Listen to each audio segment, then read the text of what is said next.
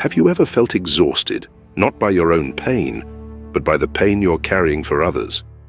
A strange kind of weariness, not from work or pressure or your own personal storms, but from a stranger's eyes you accidentally locked with on the street. From a story someone shared that lingers in your chest like your own. From a wave of anxiety, emptiness, or sorrow that seems to rise from nowhere, even when your life is calm. You are holding what someone else could not. You are swallowing what another soul was too afraid to feel. And as Carl Jung would say, this is not empathy, this is possession. Because the truth is this: the brighter your light, the more shadows you attract. Not because you are weak, but because you shine. Not because you lack boundaries, but because you haven't yet realized how necessary they are. When the light within a soul no longer comes from ego, but radiates from something deeper, the soul's truth, its pain, its wisdom. It doesn't just illuminate, it pulls. And what does it pull? It draws in every unintegrated shadow, every buried hunger, every soul that has lost its own flame. And instead of going inward to reclaim it, they reach outward to feed from someone like you. And if you are empathic, if you have the gift of deeply feeling, reading the room, holding pain that isn't spoken, then you are shining brighter than you know. And that light is calling things to you that you may not yet be prepared to carry. Jung said this is not just psychology. This is symbolic compensation. The unconscious always seeks balance. Where there is intense light, the darkness comes to complete the equation. You are the light bearer. The other, no matter how charming, wounded, or magnetic they seem, is the shadow devourer. They don't come to love you, they come to live through you. Not because they're evil, but because they were never taught how to reconnect with their own light. And you, with your open heart, your healing presence, your self-sacrificing soul, become the charging station for those who have no internal source. You give, you heal, you hold space, you shrink yourself to make room, you bend your boundaries so they feel safe. But what do you see in return? You see depletion. You feel like a stranger in your own life. You wonder if the light in you is starting to dim, not because it's fading, but because it's being drained. And here is the hardest truth of all. You are not being loved for who you are. You are being needed because you agreed to be consumed. Jung warned us long ago. The shadow is not evil, but it is amoral. It does not care if you survive, only that it is fed. And the unconscious of others will reach out, not to embrace you, but to absorb you. Until when? Until you wake up. And to awaken, you must ask yourself the one question your heart has been avoiding all along. Am I calling this love while I'm being quietly destroyed? There is a reason you, the empath, keep attracting them. The takers, the charmers who walk in with smiles but leave with pieces of your soul. The ones who seem broken in just the right way to stir your deepest longing to heal. It's not a coincidence. It's not bad luck. It's a psychological magnet, one forged long before you knew what boundaries were. Carl Jung understood this better than anyone. He taught that we are drawn not by chance, but by compensation. We unconsciously seek what we lack, and we magnetize what we refuse to confront within ourselves. So when the empath, the one who feels everything, crosses paths with the manipulator, the one who feels nothing, a circuit is formed. Not romantic, not destined, but symbolic. Because where the empath gives endlessly, the manipulator consumes without shame. This is not about love. It is a sacred drama, a reenactment of an ancient psychological pattern. One soul exiles its shadow, the other becomes the container. And that, dear empath, is why you're exhausted. Because somewhere deep inside, you've mistaken your capacity to hold pain for your purpose. You believe, often without realizing it, that if you can just love them hard enough, deep enough, purely enough, they will transform. But they won't. Not because they can't, but because as long as you are doing the emotional labor for them, they don't have to. Jung called this dynamic the wounded healer, a powerful archetype, but also a dangerous one. Because the healer forgets that healing is not something you can do to someone. It must come through them. You see their pain, you feel their emptiness. And in a quiet part of you, still aching from childhood, you whisper, "If I can just hold it all, maybe this time I'll finally be loved for who I am." But that, beloved soul, is not love. It is spiritual codependency. And it is a form of self-abandonment. The manipulator doesn't always know what they're doing. They don't wake up plotting to steal your energy. But they have learned, unconsciously, how to survive by feeding on the light of others. Because their own light, it was buried long ago under layers of shame, denial, and emotional neglect. And when your light shows up, steady, warm, open, they do not see you. They see a fix, a temporary shelter from the cold of their own unintegrated shadow. But remember, Jung warned us, the shadow will always seek the light, not to be healed, but to possess it, unless you remember who you are. Not a healer on demand, not a dispenser of peace, not an emotional sponge, but a sovereign soul, with the power to say, "I see your pain, but I will not be the one to carry it." That is not cruelty, that is clarity.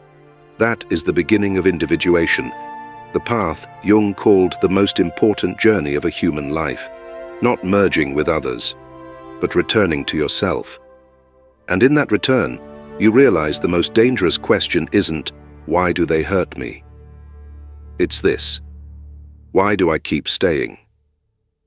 There is a law operating beneath your awareness, not a law of justice, but of balance, of unconscious symmetry. Jung called it compensation, the psyche's mysterious way of restoring what it has lost, rejected, or buried.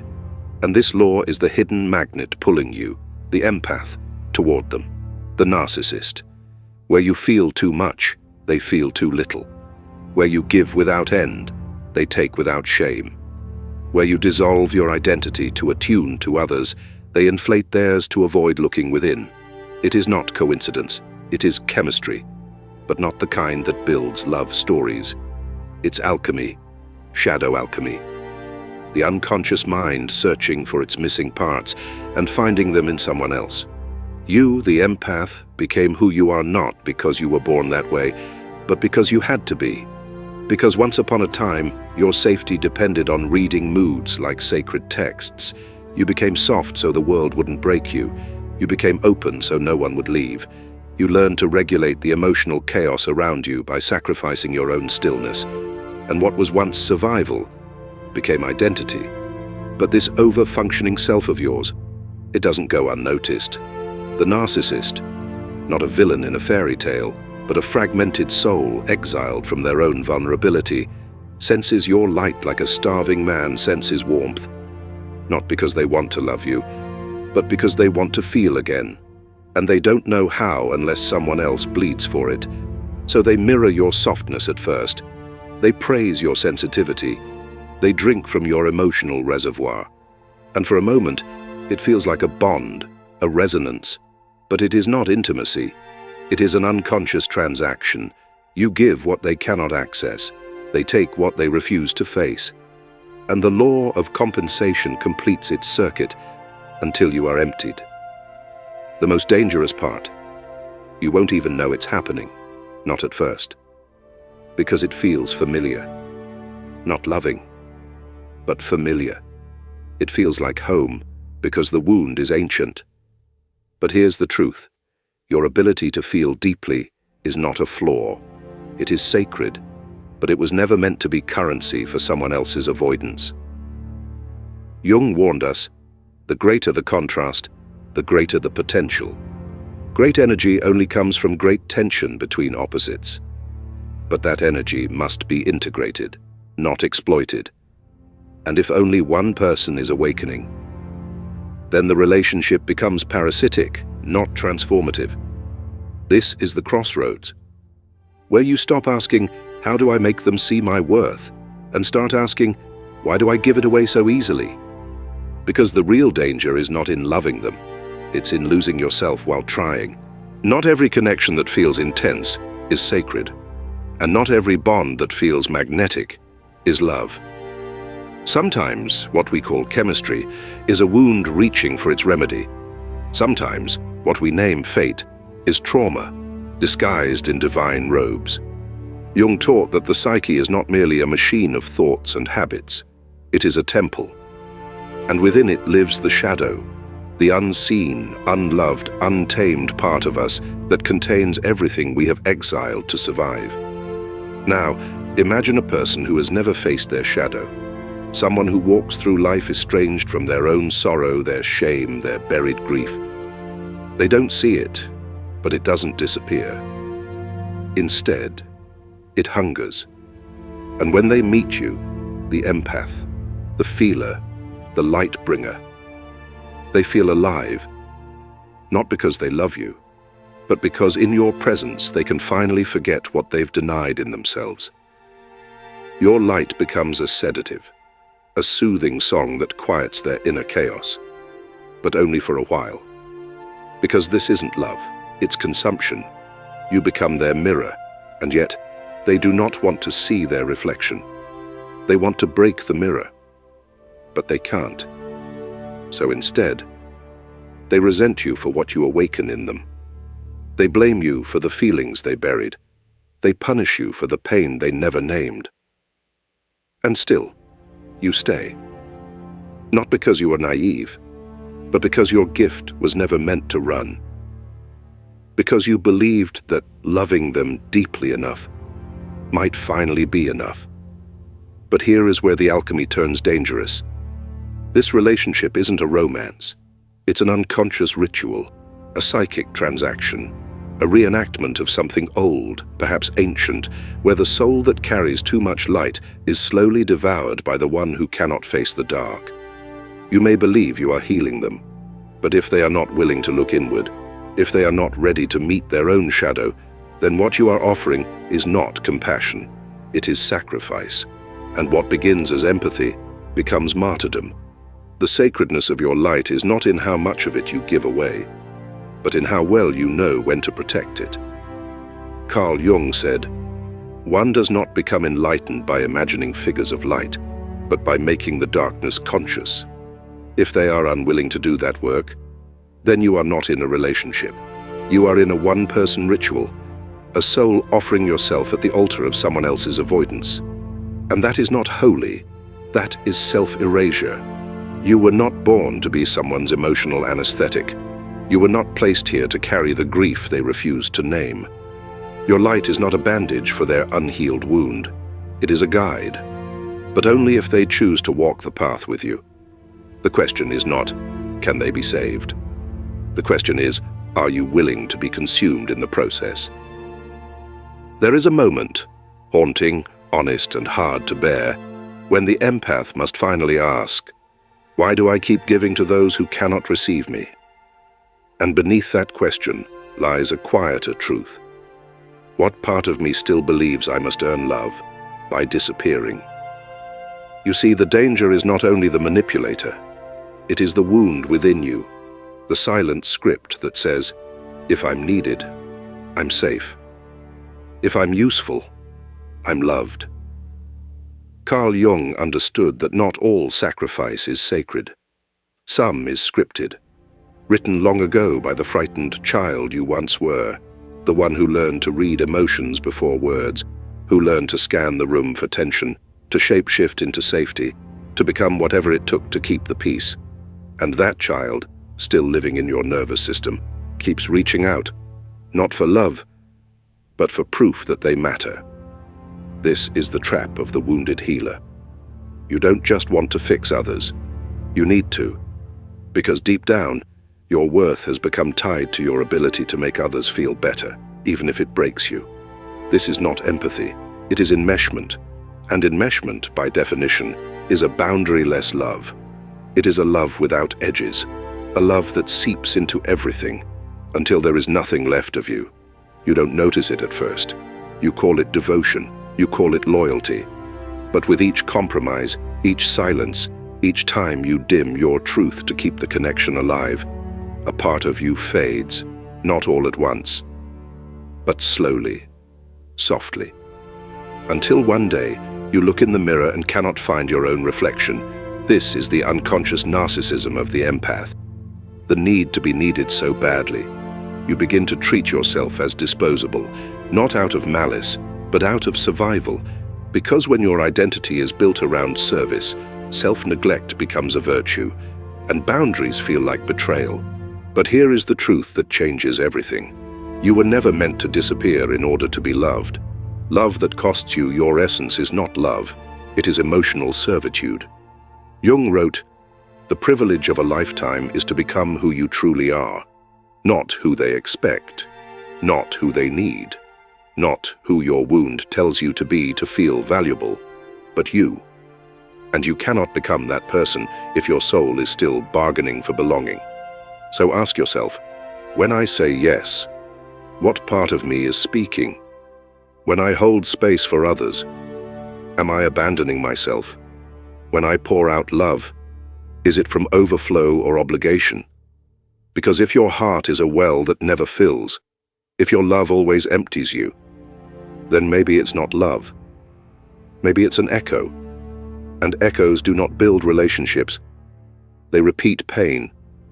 This is the reckoning, where the empath turns inward and asks, what if the one I need to heal is me? There is a line, invisible at first, but once crossed, something within you begins to fade, not in fire, but in exhaustion, not in noise, but in the silent leak of your life force, drained by the hands you were too kind to turn away. Carl Jung once warned, if you do not make the unconscious conscious, it will direct your life and you will call it fate. But he could have just as easily said, if you do not set a boundary, life will set it for you. In burnout, in breakdown, in the silent scream of a soul that has given too much. Empaths are not consumed all at once. They are consumed through 1,000 small surrenders. Every ignored intuition, every forced smile, every moment they said yes when their soul whispered no. And here is the great tragedy. When you lack boundaries, the world doesn't thank you for it. It feasts on you. Not because people are evil, but because energy is currency.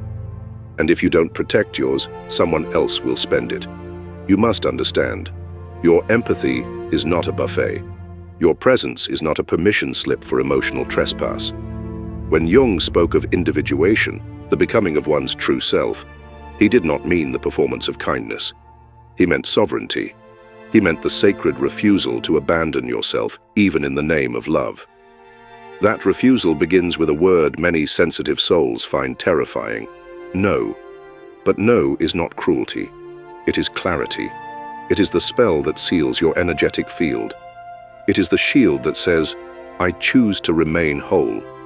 You must learn to distinguish between your true intuition, the voice of your soul, and the echo of old wounds that still whisper, if I give enough, maybe this time I'll be chosen. Because some of what you feel is not intuition. It is trauma dressed as truth. It is your nervous system responding to patterns, not purpose. That is why discernment is your medicine now. You do not need to harden. You do not need to become cynical, but you must become clear on what is yours to carry, and what never was. When you feel depleted after an interaction, listen. When your body contracts around someone's presence, listen. When your silence feels like self-betrayal, listen. Jung taught us that the unconscious seeks wholeness at all costs, even if it means devouring the light of another. So if you radiate light, do not be surprised when unintegrated souls seek to consume you, not to harm you, but to fill the void they do not yet understand. And here lies your test. Will you continue to dim yourself for comfort, or will you choose the sacred discomfort of your full power? Power not to dominate, but to discriminate. To feel everything, but not absorb everything. To love, but not lose yourself. To be open, but not unguarded. Because when you say no to what drains you, you are saying yes to the version of you who has waited lifetimes to rise. And that is not selfishness. That is sacred responsibility. There comes a moment in every empath's journey when the ache of depletion becomes louder than the fear of being misunderstood. When they realize that being the light for others has cost them the very flame they needed to see their own path. You are not here to be consumed. You are not a candle meant to burn out in service of someone else's darkness. You are the fire. But it took a long time to remember that, didn't it? You were taught that love meant sacrifice, that kindness meant silence, that compassion meant carrying what was never yours to begin with. And so, for years, perhaps decades, you lived as a lantern, lighting the way for others, but never quite knowing where your own road began. You let your heart become a refuge, your energy a shelter, your soul a sponge. But now you begin to see the difference. There is a sacred shift, from being the guiding light for others to becoming the unwavering flame of your own truth. This is the turning point of spiritual maturity, when the empath no longer confuses empathy with enmeshment, when they no longer bleed to prove they're alive, when they no longer say yes to being needed at the cost of being known. Carl Jung called this the individuation process, the sacred unfolding of who you truly are once you stop mistaking your survival patterns for your personality. And as you grow into this clarity, you begin to feel a new kind of strength, one that isn't loud or harsh, but rooted, grounded, still. A strength that says, I will hold space, but not carry your storm. I will listen, but not dissolve into your pain.